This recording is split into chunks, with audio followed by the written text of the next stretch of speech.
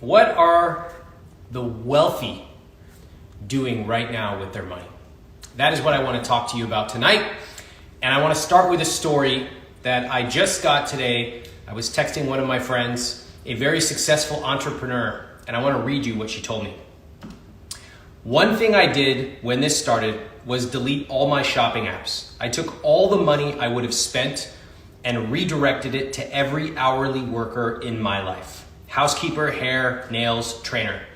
Also made a big PPE donation. It's hard to take action with anything other than money right now. I've been trying to send groups emails to high net worths telling them to donate as social pressure.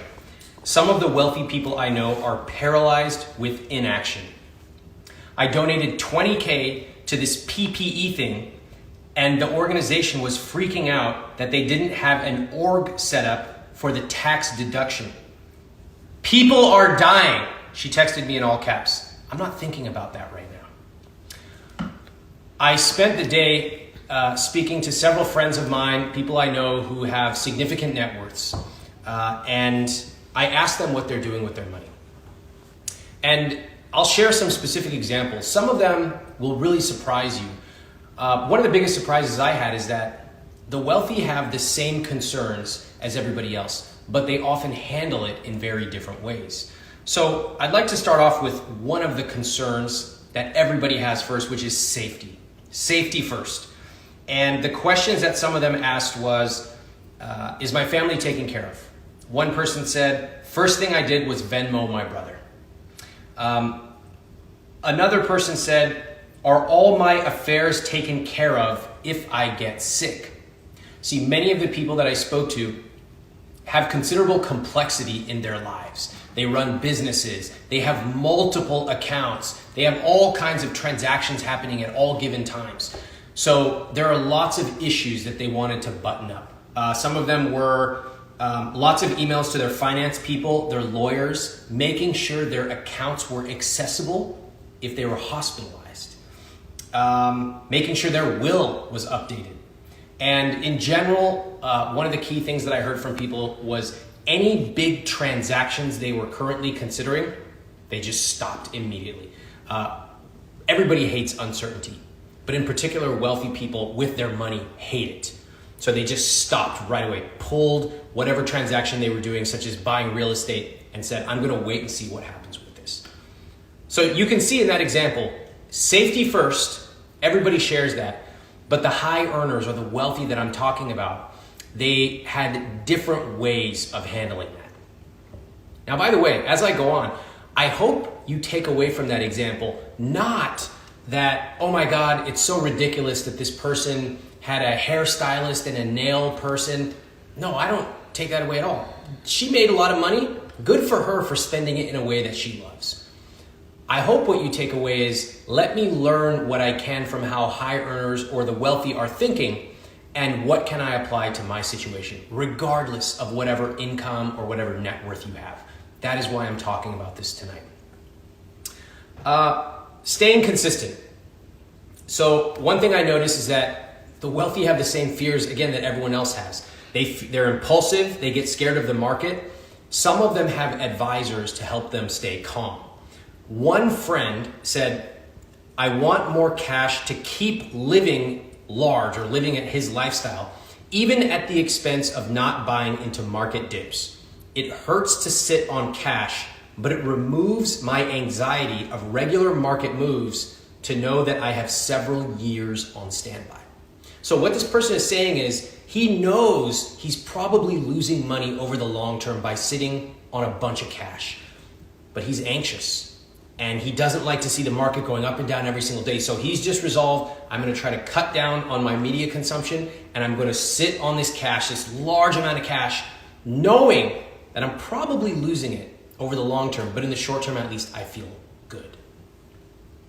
Another friend told me that he has lots of cash saved, even physical cash in his house, because you just don't know what will happen.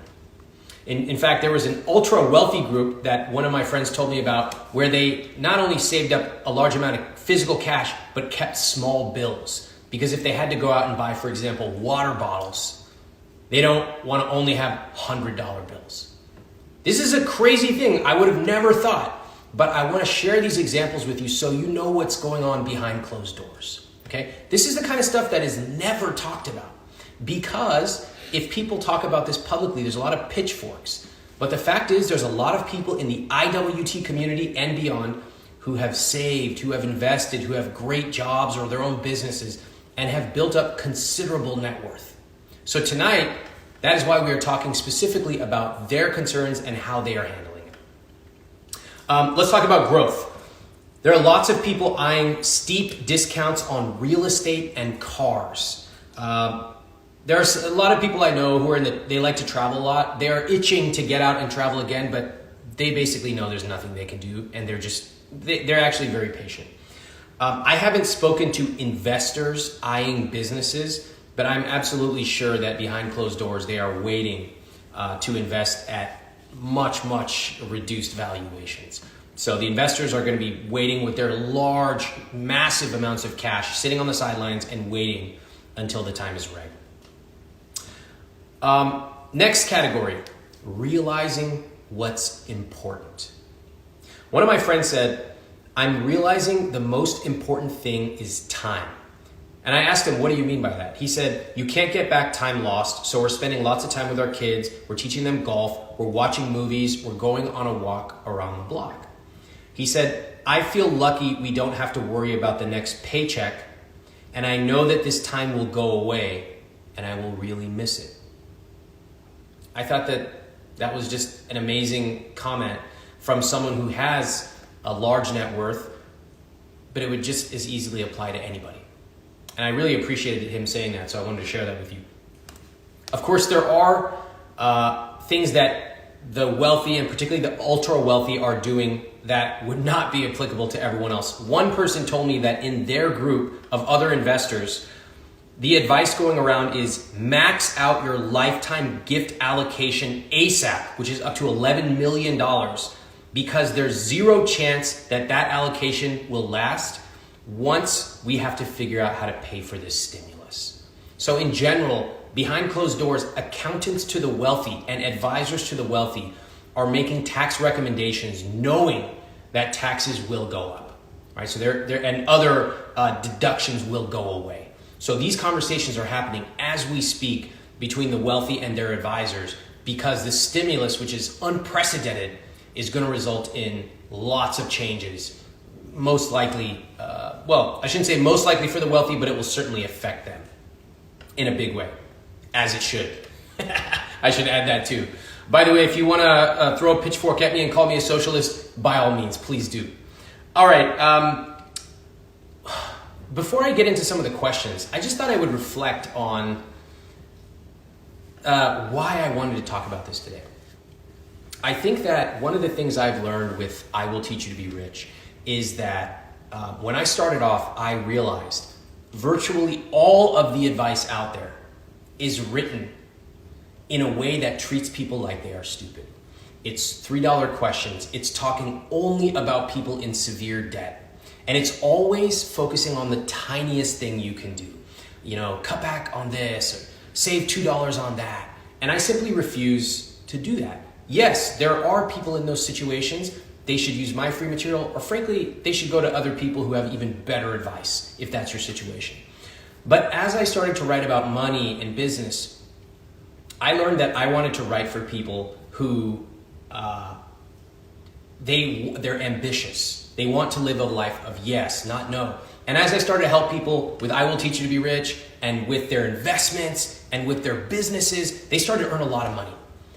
And suddenly they realized, man, I have a lot of money sitting around. I don't know what to do with it. And there was nobody they could look to. And I love to share what I have learned along my journey, because typically all of this stuff is private behind closed doors of lawyers, bankers, accountants, bookkeepers. And I wanted to bring it to the forefront. That's why I went on Tim Ferriss's podcast and I talked about what is it like to actually sign a prenup. And that's why I've written about what happens when you have different incomes, or your income goes way up, or your net worth grows. So I'm talking about this tonight because I don't think there's anything wrong with people who have accumulated a substantial amount of capital. What I do want to share tonight, not only is what are they doing differently, but I also want to speak specifically to the people tonight who have high incomes or high net worths. I have a personal belief that if that is you, you should be writing multiple big fat checks to help people right now. And I really believe that. That is what we did with our charity donation that we did for Feeding America with I Will Teach You to Be Rich. We did a $25,000 donation and we encouraged our audience to do it. But it can be as simple as sending an extra check to the person who ordinarily would come by and maybe help with your haircut or your apartment cleaning.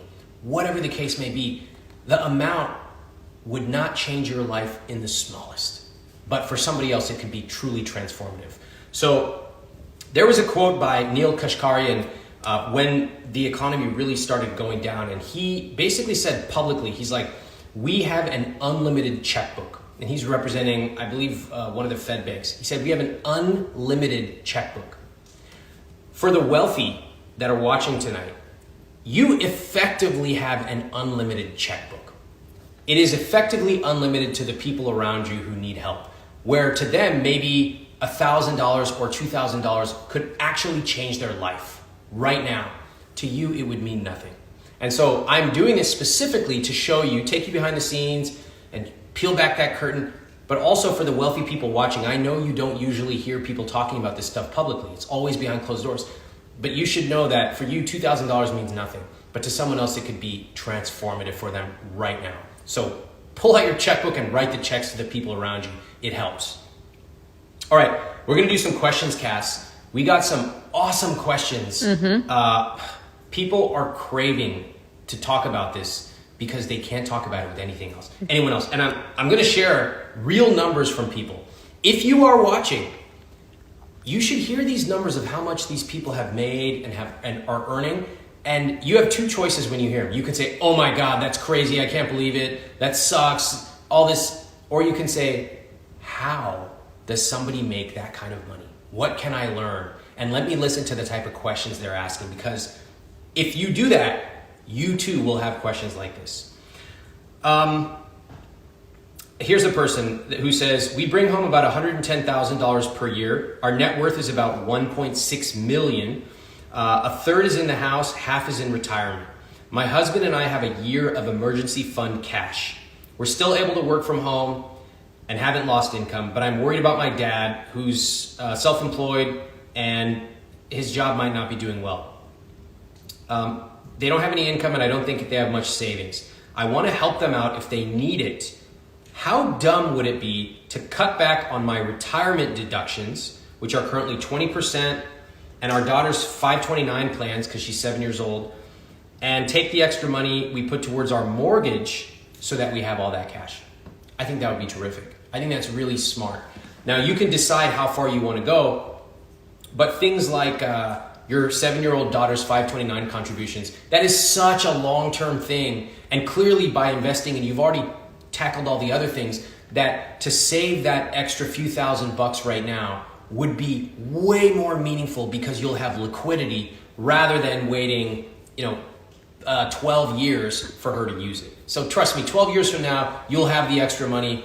It won't be a problem. Or she take out a little loan, no big deal. But right now, to have that liquidity to potentially help your dad if he needs it, I think is worth way more. So I think that's really smart, and I would do that.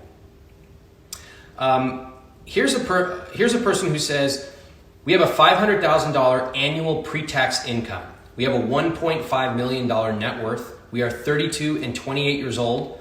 We have a full 1-year emergency fund, which is $150,000. We have a 20% down payment fund full, which is $300,000. We have excess cash in high yield savings, which is $300,000. And the rest of our net worth, which is $750K, is invested.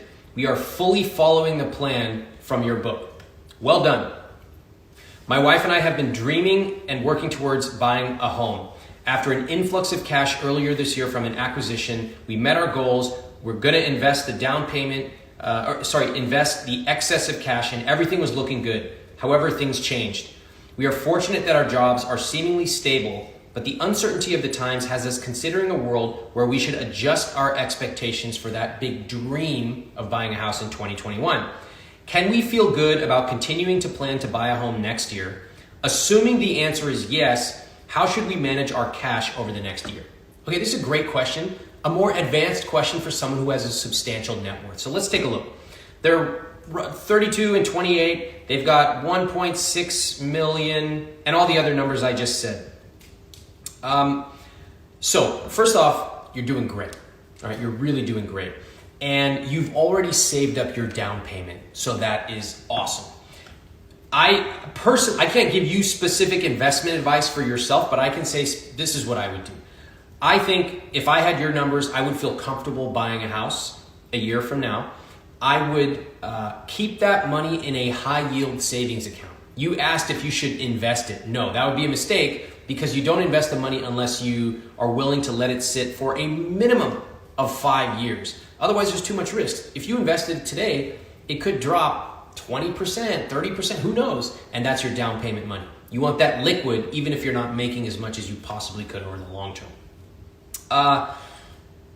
Again, you presented that another option is to invest your excess cash and then build back up your reserves with the excess income you have coming in. You could do that, but it's also possible that one or both of you loses your job in the next 12 months. So I wouldn't get ultra risky right now. You've won the game. You don't have to play ultra high risk right now. The final thing we will talk about in another question about should you buy real estate right now? And we'll talk about that. But in general, it sounds like you're buying a house to live in, not to be an investment. So you've already won the game. Don't get all crazy and risky. Stick with your plan. You're doing a great job. Somebody said, I hired an advice-only financial planner. Should the deliverables be audited by 2 other planners? Okay, this is a great question. So here we have someone who's so diligent that he's built up a substantial net worth. Not only has he decided to hire a advice-only planner, which is great, at a certain level of net worth or complexity, you certainly can hire an advisor, one who charges you a fee only, not a commission, but a fee only to come in and make sure all the little things in the margins are buttoned up, okay? I've done it. It makes sense at a certain level or a certain level of complexity. Like if you have all these crazy accounts and you have children and maybe stepchildren and all kinds of stuff. But this person is so logistical and so logistically oriented that he's like, should I have them audited by 2 other people? I really love this question. So I think that just to get things started, you find somebody you trust, you reference check them, and you should probably trust them. I wouldn't be afraid once a year, certainly at the end of the first year, or maybe once every 3 years to have a second set of eyes take a look. It never hurt. It's going to cost you a few $1,000s, which is nothing to you. But if you really want that comfort, certainly you can have an outside third-party firm come in and audit. No problem. To others, that might sound crazy. I admire you for even asking the question. I don't think you need 2 other people to audit the plan right now. You find somebody you trust, it's probably going to be right, but if it'll make you feel more comfortable, you can certainly have another third-party auditor later. Here's another question. What are long-term growth strategies for a newborn child who's 3 weeks old? It's a good question. So there are a lot of options you have. You have a 529, which is really common. You have trusts, and these are things that would be best discussed with your accountant and possibly your lawyer. A good accountant will have references to a lawyer and vice versa as well. So at these levels, especially if you have a big net worth, you want to be thinking about efficient tax planning, etc. I don't know why I answered this question tonight. I don't know, talk to an accountant. All right. Let's see here. Okay. And then we'll take some questions if we have any that are relevant, Cass, from tonight. Yeah, type it in the question box. It's on the lower half. And no, we will not be answering what our favorite cooking seasoning is. Oh my God, some of the questions tonight. I was like, do you guys understand this is for high earners? We're not talking about taco baking seasoning. soda. I don't even, what is it, baking soda even? Why are you asking this question? Here's another pre-question that came in early, which typically determines the quality, as I've discovered. I've just accepted a job offer that includes a life-changing bonus and salary. And she adds, yes, it's possible even now. Okay, are you listening? Yes, it's possible even now if you are a top performer to land these jobs. Just so you know what's going on in the marketplace. The 1-year emergency fund for the family is taken care of. I'm struggling with what to do with the leftover savings. The majority is going towards the basics, fully funding retirement, index funds, donating to meaningful causes. Given the economic turmoil though, I'm wondering how to think about finding other high leverage opportunities, either to do social good or to increase returns. And FYI, household income is about 500K.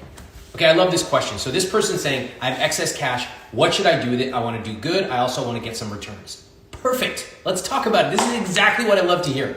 So on the social good side, one thing that I have learned is find an organization that you support and contact them. Tell them, I want to donate a substantial amount. They will have somebody from Corp Dev on the phone with you within 2 hours. Okay, do it and tell them, this is how much I want to donate.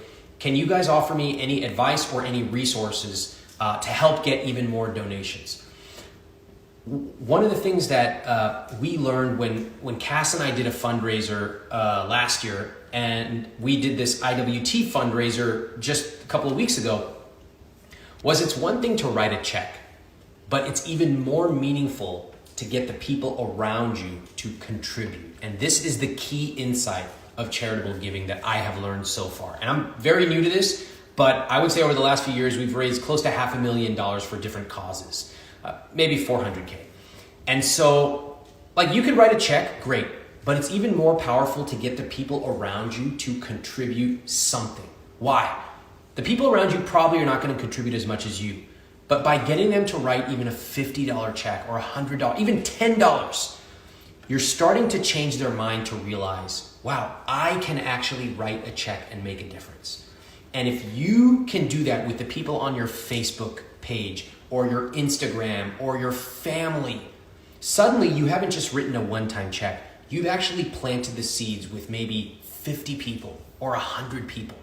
And even though their amounts are smaller, they might continue giving and they might help other people. So I find that to be incredibly meaningful. Write a check, by all means, write a big check, but try to get the people around you to contribute something as well. Tell them that you'll match their amount up to 20 grand, okay? And I want to give a special shout out to one of my coworkers, Nazrin, who heard on a Monday all-team call where I told them I was so proud to work with the team and that IWT was going to donate $25,000. And she came up with the idea of saying we should also encourage our list to donate. I didn't do that. I didn't even think of that. She came up with it and she said, I think we should do this. What do you think? And I said, that is a great idea. And that was the genesis of us sending the email out and posting on social media and getting other donations from our community, which actually contributed even more than the 25K we were going to do. So I'm thankful to Nazareth. Thank you very much. The second thing is, what should you do to increase your returns? Okay, you have a couple of options here. The option I like in general is to take the investments I've been making and just do more of them, lots more. So whatever you've been contributing, let's just pick easy math, $5,000 a month. If you have the capital, double it. And double it for whatever time period you want to dollar cost average in. It could be 6 months, 12 months, 18 months, whatever the case may be. So that's one way you can increase your returns if you believe that the market will eventually go up. I believe it, but that's up to you to decide. The second thing you can do is that I have some friends who are choosing specific individual stocks right now. And I typically don't encourage this, but if you've got your portfolio fully built out and diversified, I've always said take 5 to 10%, have some fun with it. So they're looking at stocks and they're kind of just like trading, they're picking things that look interesting, and they're seeing companies that are like classic American companies that are down 20, 30, 40%, and they're saying, whoa, this is a bargain. But remember, the people picking individual stocks, which I ordinarily do not encourage, have already built out their entire portfolio. They've finished the I Will Teach You to Be Rich plan. They've even finished usually the advanced personal finance course that I have, which takes you even more in depth. So don't start picking individual stocks unless you're at that level, all right? Cass, how's the questions looking over there? We have a few, but I think you should also talk about the course that you have. This is a good time to do it, yeah. Even with partners and stuff. Okay, so once people finish the I Will Teach You to Be Rich book, think of how far you've come. You have your savings accounts automated, your checking accounts, your investments are all going probably into target date or index funds. So a lot of people are like, okay, I did it. Like, what's next? And some of those folks have substantial incomes or they have cash just sitting around. They're like, what else is there besides these, low cost funds? And basically they say, Ramit, what do you do with your money? That's what they want to know. So I created another program called Advanced Personal Finance. And this has two key parts to it. The first is, what do I do with my money? So how do I leverage the advice of advisors? How do I set up my meetings? What things have I changed from the I Will Teach You to Be Rich system because my net worth increased? And I also want to delegate certain decisions. That's part one of the program. So I show you specifically what are some tax minimization strategies? What are some additional opportunities you have to invest? What are some things you're not thinking about? And typically, if you're of a substantial net worth, one of those things can pay for the price of the course like 50 times over, right? So it's a no-brainer to do. Personally, I consider the second part even more interesting, and that is the psychology of the wealthy. What do you do once you have accumulated money? And you have to remember that if you've accumulated a substantial amount of assets or capital, the rules you play by or the things you're thinking about are very different than 99.9% of the advice out there. Most people would say you should drive extra if you're going to save $100, or you should spend a bunch of time looking to save $500 on a car. But if you have a net worth of $2.5 million, it might not be worth it for you to save $100. Similarly, you will not find typical advice about where to spend your money, which is something I had to learn on my own. Everybody talks about saving, nobody talks about spending. So I share these at a more advanced level, and it's like being in the room with other people who just get it. It's like tonight. It's being in the room where you can talk about assets and you can talk about liquidity and you don't have to apologize for it. We're all at a certain level and you want to know what strategies can you implement to get to the next level. So the course is called Advanced Personal Finance, and you can get it at iwt.com/products. Again, it's called APF, Advanced Personal Finance, iwt.com/products. Is it open now? I don't know if it's open, but okay. Put your email address in there if it's not, and we'll let you know as soon as it is. Okay. It's a no-brainer course. If you have a high earnings or a high net worth, don't think twice. It's the equivalent of buying a book for you. Okay, I have a question. Okay. If things are going well compared to your social group, how can you not come across as insensitive? Oh, that's a tough one. Wow, that's a juicy one. I'm so glad that we got this question. What do you think, Cass? Yeah, that is a tough one. I think we'll see how they're doing, like checking in with them. And yeah, that's kind of my first reaction. Thanks a lot for the advice. Really appreciate that one. You're the financial expert in this relationship. Okay, I think that, first of all, the fact that you're asking is amazing. I think that it's very emotionally sensitive of you to even be thinking about what other people might feel. And it's true.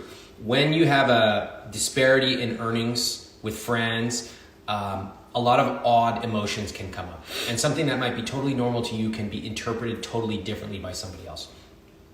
Cass, I do think you have a good point, which is just to ask, how are you doing? In general, I would not talk about money-related things unless they come up. Like, I certainly would not be saying, we flew here and whatever. You kind of know what you should tread lightly on as it comes to financial areas. I would not be talking about those. Also, you'll notice the way that wealthy people talk.